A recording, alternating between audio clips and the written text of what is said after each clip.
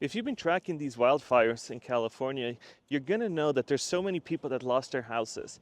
And I'm going to tell you right now that there's going to be tens of thousands of people that aren't going to see a dime. Or if they'll see something, they're going to get $750 from the cash relief fund from FEMA. And that's about how much FEMA pays out on emergency disasters. And that's what they did in Florida, and it looks like they're going to do that again.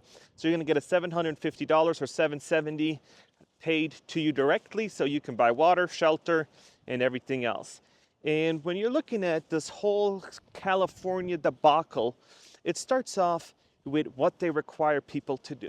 So if you are a state and you're in leadership and you see that these fires are coming, it's easy to say, hey, there's other states in the country that have no wildfires. So why don't we just have them come to California and help out? And this is a great theory, and it's going to come out of other states' pockets, or maybe the federal government's going to pick up the tab, and those firefighters will go to California and fight. And you would think when these fires are going crazy that you want all the resources on the ground in LA ASAP. But no, according to the news sources, this is what these firefighters got to do. So in order for these California wildfires to do is they got to go up to, before they go to LA, that's all the way down south, they got to go to Sacramento, to the Cal Fire, to get everything inspected on their equipment. And I don't know who came up with this and why they're doing it, to make sure that that the engines on emergency are equipped, mechanically sound, and able to respond. So if you're coming from another state like Washington, Oregon, Nevada, or Arizona, you probably have good equipment. So why do you got to go inspect it rather than just going to the fires itself? So you're going to take, from Las Vegas, you'd be at the fires in about 4 hours. But now what you got to do is you got to go drive all the way up to Sacramento and then all the way down south. And it's a tedious process, right? And so, but don't worry, California got your back. So let's listen to this news source from the mayor. If your house is being burnt down, what your options are.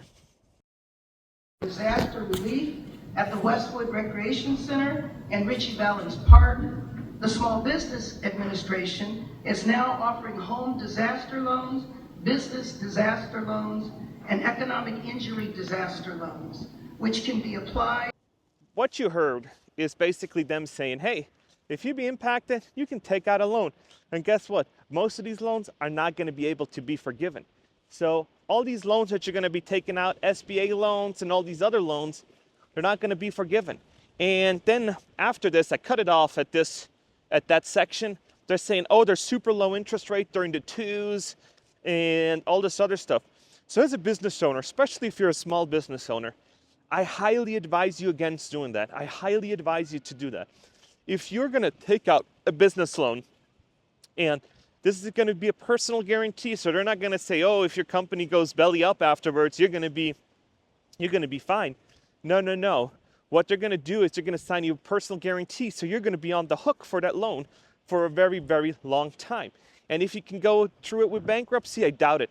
So you're going to be on the hook for something you had no control over, and you're going to get $750 basically, right? So this is absolutely crazy what they're doing with the people in California. And so I love all you guys' comments. So we're going to go over through some of them and see what they're going to do. Hey, just real quick, please like and subscribe. And if you want me to comment on your stuff, make sure to become a channel member. I'm trying to buy some software to make the channel even better. So because I lived in California and I lived in Florida, and so yeah, I've been living in coastal cities for a very long time. And before I answer some of these comments that I got, let me tell you a little situation that I had going on like 10, 15 years ago in Florida, where I lived in Fort Myers, and my parents had a pipe break because of shiftment or something, and it was huge. So it flooded, and I think the bill came out to about $10,000 in damages and a $2,000 water bill. So insurance said, nope, we're not gonna pick up the tab on this one. This is corrosion or whatever else they labeled it, or lack of maintenance, so you're done. And then we went to the water place, to the water district, and said, hey, can you give us a reduction? And guess how much they gave us? $50 off of a $2,000 water bill. They gave us $50 in discounts for next month. So this is how this whole thing works in the United States. As a as a small fish, you're always going to get eaten, right? So let's look at the first comment that we got. Why haven't they taken action on the climate crisis? So when you're looking at the climate crisis, it's not necessarily that the climate crisis is the issue. It's more the issue of bad leadership. You knew that these were coming. You knew it. And instead of making a process in place where all this stuff is working in your favor with these river basins, you thought it was a great idea to just allocate different funds. And so when I look at what did California spend their money on, and I got it right here in the screen here. So California last year spent, so here we go, reverse on debt payments in time of the budget, surplus, blah, blah. During 2022 and 2023, the state has had a 97 billion surplus, which was used to expand healthcare, social equity, and educational programs.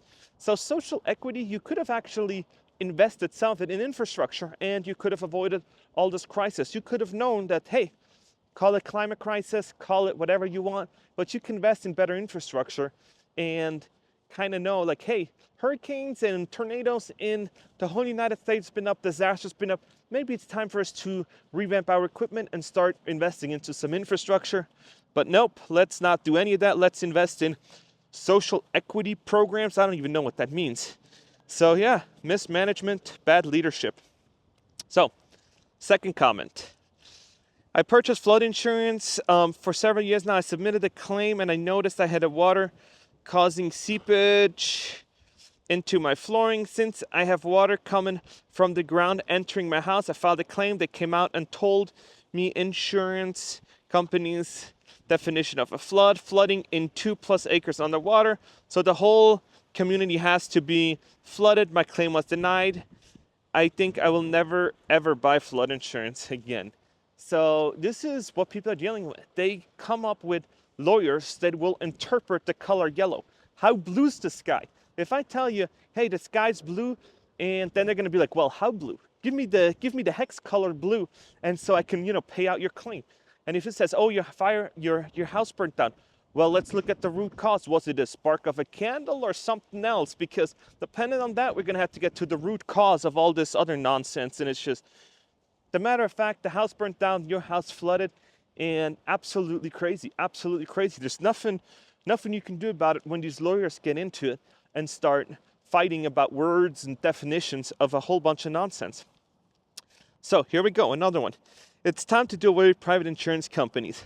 Banks need to stop requiring insurance for vehicles and houses loans.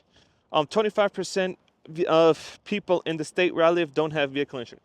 Absolutely crazy. What state are you living in? And this in theory, and I love you guys, but in theory, this is a great idea. Let's have it backed by the state. But look at the PPP loan fraud. Look at how whatever the state touches just turns into absolute garbage. Fraud goes through the roof, and everybody's going to be paying so much more because fraud just spikes. It's like when the state does something, then these people that actually use it, like when I had PPP, when I applied for a PPP loan for my business, I didn't get it, but a bunch of fraudsters did. So what do? When its insurance is going to be state-run or federally run, it's going to be all done with fraud. So you as a normal homeowner won't get a single dime because your neighbor's going to do a fraudulent claim, get a new roof, do whatever, going to get huge paychecks, and you're going to go out empty-handed. That's just how it goes. All right, here we go, another one. All private insurance. You can't do that because the only way for the state to protect from fraud is with private insurance company. I hate to say it, but when the state, anything that the federal government, that the state touches, just turns into shit. It just does. You see it when the federal government gets charged, like, I don't know how many tens of thousands for a soap dispenser on airplanes. Yeah, it just goes through the roof. Everything just gets triple expensive. Taxpayers could have fronted, and then you're going to be close to socialism because it's just going to be fraudulent stuff everywhere, right? Here we go. This is one of my favorite comments so far. Forgetting how Ted Cruz went on vacation during a catastrophe. Love every selective memory people have. So Florida's the same, Texas the same. It's an American problem. So when I'm looking at Ted Cruz went to Cancun while his state had no power. I remember that.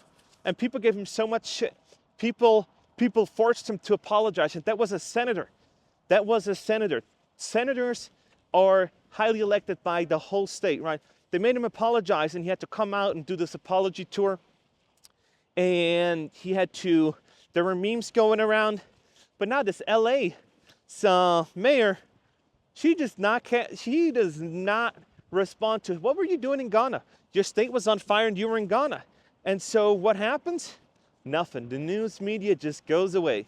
They just cycle it, and yeah, let's start an investigation. I would hope that there's an investigation into that and see, hey, what happened? Why didn't you prepare? What were you doing? What were you doing with the money? I hope there's going to be an investigation, right? When I'm looking at just all these disasters, and I'm looking at, there's more and more coming down the pipeline, right? It's never going to be less. With climate change, whatever you want to call it, it's just absolutely devastating. And now, when you live in California, there's coastal restrictions, right? There's a coastal committee. So if you want to rebuild your house, you got to get approval from the coastal committee. So what these people in California voted for is to basically get buried in paperwork, right? So NIMBY, not in my backyard. So they said, hey, homeless people are okay, but not in my backyard, right? You know, if your house gets burnt down, that's great. At least it's not my house, right? Not in my backyard. And now we're starting to see, oh, these wildfires can affect everybody. Permitting processes, horrible. Takes years to get your house rebuilt. So now you're at a spot where you're going to be at a really tricky situation where everything's burnt down. It's going to be a race to get your permit issued ASAP, because if you're not going to be the first one to do it, you're going to have issues with backlogs, right? They're going to do bigger houses, doing all that, and they can't inspect all these people that are doing it right now. So you're going to expect them to do it with all these thousands, like 7,000 structures been burnt down. They can't even process the ones that they already got because of all the bureaucracy they have, all these inspection, all these fees. I listed them the other day, what kind of fees they got. They got so many stupid fees going on that it's just absolutely insane. And now you would think like, hey, we're gonna build it better and do all this other stuff. Where's the tax money gonna come from? All these assessed properties in the 8-9 millions bring in tax revenue. They bring in a lot of money. So what's gonna happen is they need to do cuts, because you can't charge these people what they're paying for because they're living at a nice big house and now their house is gone. So where are they gonna live? So what's that gonna do? These 7,000 people that had $1 million, $2 million, $3 million house are gonna move into maybe another area that's gonna be driving up house prices over there. So they're gonna relocate a whole bunch of other people that weren't as fortunate to have that much money. So when you're gonna relocate all these people, where are they gonna go? They have to now compete. These people that aren't so fortunate to have so much money are gonna have to compete with these wealthy people, because they're gonna say, I want a nice apartment, so let me just rent another apartment. And the thing is if you have money, the beautiful thing about having money is you can hire lawyers. You can start trying to recoup your expenses, because the lawyer can just say, we can get that from insurance companies, but guess what? When you're gonna hire a lawyer, you gotta upfront the cost. And a lot of people that don't have the money can't upfront the cost, right? And so as a person who's less fortunate with that much money, you're gonna be in a hell of a time trying to recoup that, trying to make it. And if you were at a spot where you're like, hey, I'm about to retire, is it gonna be worth rebuilding your house? Is it gonna be worth you basically going through that whole process? Because it's gonna take you years. It might take you 5, 6, 7, 8 years to redo it. And contractors, they're gonna scam you, because now, as a contractor, what do? Well, if this was me, I'd be like, okay, hey Jimmy, you want your house rebuilt? That's gonna be $2 million, $600-800 a square foot double. Why? Because you're stretched, right? And so what do? Charge you double, because if you don't want to do it, your next door neighbor's already gonna do it, right? So this is going to be a supply and demand problem when you're going to rebuild all these places, because some of these people got insurance money, so it's not their money, and then it's just going to go, cost is just going to go through the roof. Housing costs going to go through the roof, rebuilding costs going to go through the roof, everything. And then there's going to be scammers that are going to go out there trying to do the contracting thing, just like in Florida, where you saw unlicensed contractors just coming in, taking deposits and just vanishing.